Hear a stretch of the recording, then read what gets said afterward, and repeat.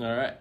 So today we're going to be talking about one of the greatest social activists for racial and gender equality in sports of all time, in my opinion.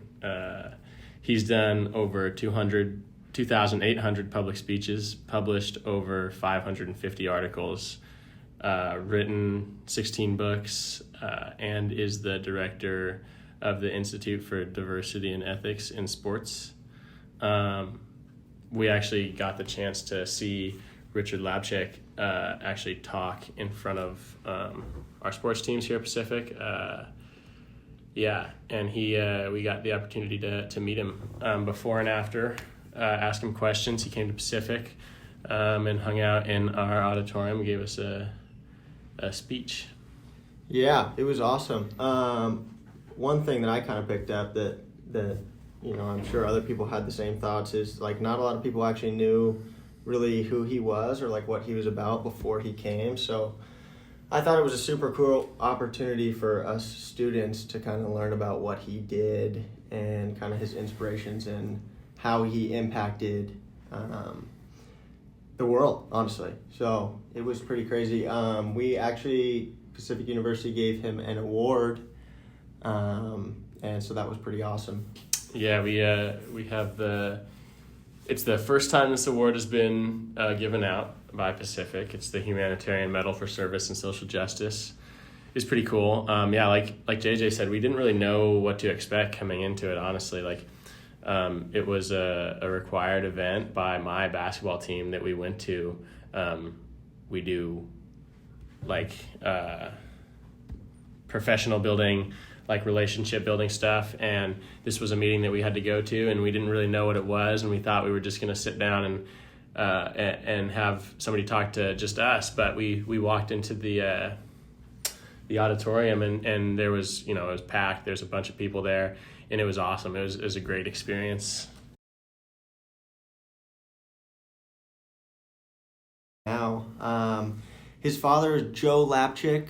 Was the coach of the Boston Celtics in the 1920s and 30s, and he actually brought the first African-American basketball player to the NBA when he was coach of the New York Knicks in 1950. So that's kind of when things started changing for that family, as he was making a change and actually taking a chance on an African-American player by the name of Nat Sweetwater Clifton. And so while Richard Lapchick was very young, just as a 5-year-old, he remembers seeing a lot of hate towards his father from fans and just people in the community in general. So when I heard about this, I honestly was kind of surprised that he went into this field of work, just because you see that as a child, it might skew you away from doing any civil rights or activist work. But he didn't. He was super inspired by what his father was doing and the outcome of what actually happened. As we know, there's there's a lot more African-American players in the NBA, and that was just a starting point. So Joe Lapchick was a pioneer, and he really changed a lot of things for the NBA and sports in general. So that was a little bit of how Richard Lapchick got into what he was doing. It was basically based off of what his dad did. Yeah, and I second that, JJ. I think that something that if I saw something, the things that the fans and haters were doing and saying about his father, I don't know, I would probably be pretty put off by the whole movement in general. Like as a child, seeing the terrible things that they would do to their front lawn, even I don't know, that would scare me personally, and I think that says a lot about Richard Lapchick's his will and his strength to go through that all as a young child. Yeah, so after his dad brought the first African-American basketball player to the NBA, another story that Richard told us was about how he started playing basketball and growing up and playing with African-Americans really, a racist state of America. Like they were, it was mainly white at the time. There wasn't a whole lot of African Americans yet in the sport. He told us a story about, it's pretty inspiring. He told us a story about how he met Kareem Abdul-Jabbar, one of the great basketball players of all time. He was actually playing at a camp, I think it was. Basketball camp. Yeah, basketball camp with Kareem, which is pretty crazy to think about. Like, that's so long ago, but it's pretty cool to think about. And I think he said that Kareem was the only black kid there at the camp, and he's getting a lot of hate, and he's, people are being racist and terrible to this kid, and he's a real lanky big kid at the time, but he's not going to fight against, he's probably been experiencing these things for his whole life, and he's just used to it at this point. But Richard Lapchick said no, like, this is not okay. He stood up for Kareem in that moment when he saw the racism and saw the hate coming towards him, and they beat up Richard, like they beat him up. And that's just a pretty admirable act, like knowing that you're in the minority here. No one's going to want to hear what you're saying. Everyone's going to hate the words that are coming out of your mouth. And, it's a physical sport. Basketball is a physical sport. Like these, fights start all the time, just for even simpler things than, calling out somebody for being racist. Like, so obviously that's a big moment for him. Pretty inspiring to think about that, and him and Kareem were actually, were friends years after that, and years they still talk. So that's pretty crazy to think about. Yeah, it was a crazy story for sure. I mean, think about being a younger kid in your teen years and standing up against something like that. It takes a lot of guts, and he really stood for what he believed in.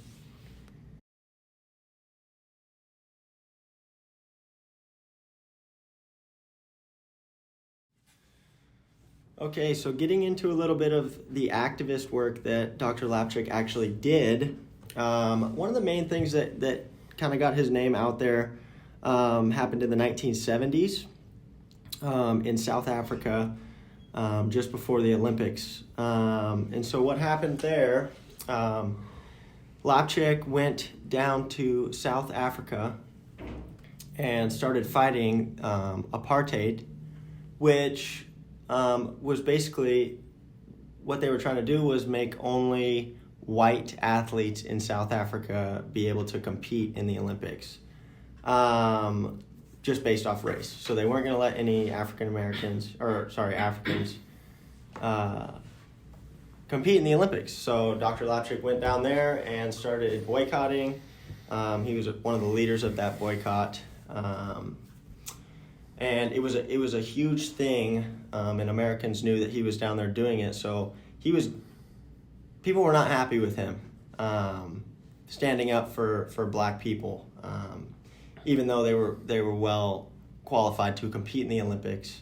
The committee of the Olympics did not want black athletes to compete from South Africa. So he got a lot of hate from that, and he basically, like, if you think about that, that's honestly not too long ago. Like,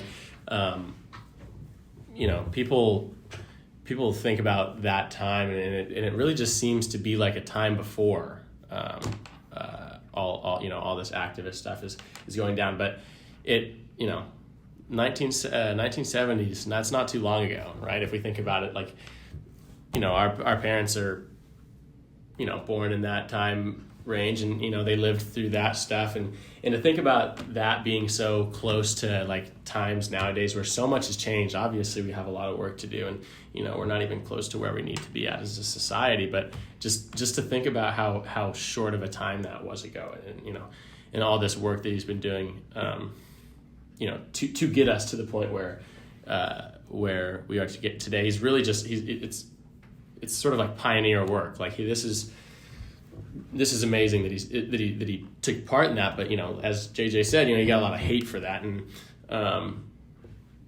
after that he obviously continued working his activism work, speaking out for Black lives, women, marginalized people.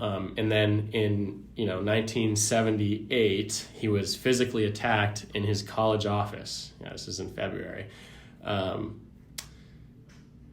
Just terrible things. Like these two armed assailants came into his office and attacked him. They were beating him up, hitting him over the head with stuff, shouting just racial slurs at him. And after he was attacked, they proceeded to take a pair of scissors and carve a racial slur into his stomach. That's and that is such a scary event to happen, but did it deter Richard from his activism work? Absolutely not. Right. So if we think about that, like, he was directly and almost killed. He lived in the hospital for weeks right after this attack, and he wasn't deterred one bit. As soon as he was out of the hospital, he was doing the same thing, speaking out for marginalized people and oppressed people, and just the bravery that comes with that, like being almost killed in your office, defenseless, having nobody to protect you there. It's just like it's a very noble act. Yeah. Yeah, it just shows you how passionate he was about his work, and no matter what someone did to him or said to him, he's not gonna stop his mission and his journey. So, it was a crazy story to hear for sure. A lot of people were shocked, but in this work, sometimes he said, he expected stuff like this, but it wouldn't stop him from continuing his journey. So.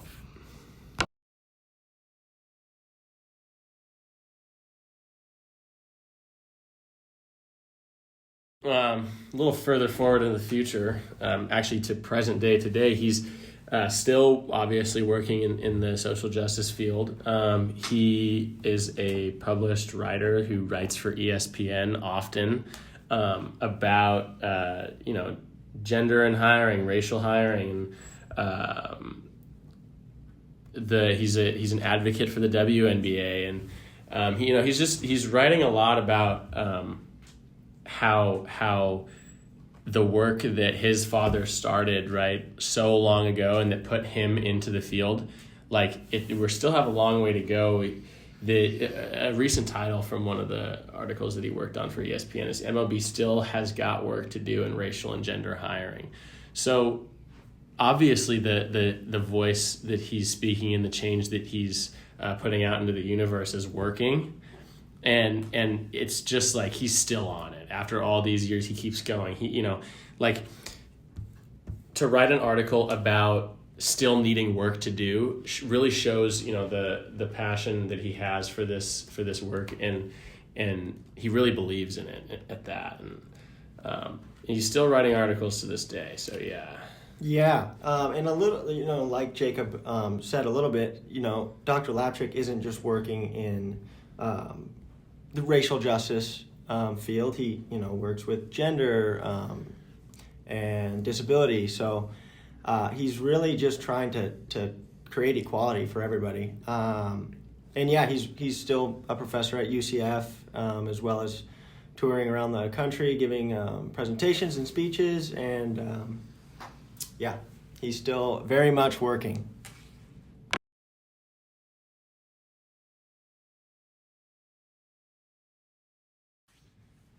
So with all of Dr. Lapchick's work, he has obviously received a ton of awards. A few of them include the Muhammad Ali Humanitarian of the Year Award, the Arthur Ashe Leadership Award, and the John Carlos and Tommy Smith Social Justice Champion Award. If you know those names, you know that that's a super huge deal. And if not, it's just a quick Google search away. But yeah, those awards definitely show the amount of work that Dr. Lapchick put in and what he really deserves.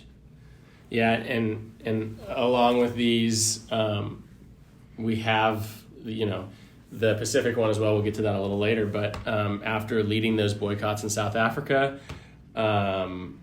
he was one of the 200 guests personally invited by Nelson Mandela to his inauguration. We can sort of talk about the humanitarian award if you want. Sure. Pacific, we just made an award this year. Sort of started with Dr. Mark Williams, who's a new professor here in the College of Business. The humanitarian medal for for service and social justice. JJ, if you want to sort of talk a little about what that means. Yeah, I mean,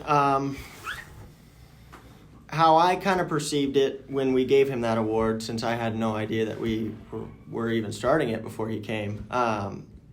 I just kind of thought about it like this. If you listen to this podcast and hear all of what Dr. Lapchick did and his vision, that is what the award means.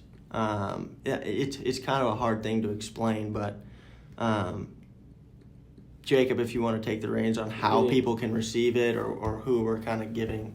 I mean, yeah. So like JJ said, it's basically just like it's basically just an award that is given to people, who show throughout their life and with their actions and with their words, like what social justice really is and like what it really means to take part in this fight. We're giving it out every year. I think $1,000 goes to either them or a charity of their choice. Yep. I'm not too sure, but on that one, but just the acts that he did, really have put him in a position where we as a school, it aligns with our beliefs as students, our beliefs as athletes, so it very deserving, I would say. And yeah. Yes, for sure.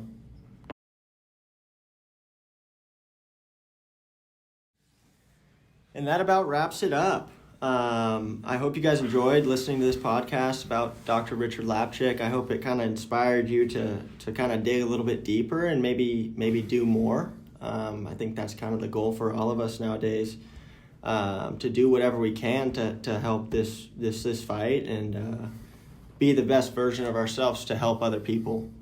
Yeah, and definitely look more into Dr. Lapchick's work. Like we said earlier, we didn't even know that he was behind the scenes doing all this until we actually met him. So, and I know a lot of people I've brought up to them Richard Lapchick's work, and they don't know who he is. So, definitely go ahead and look more into his work yourselves. Have a great day.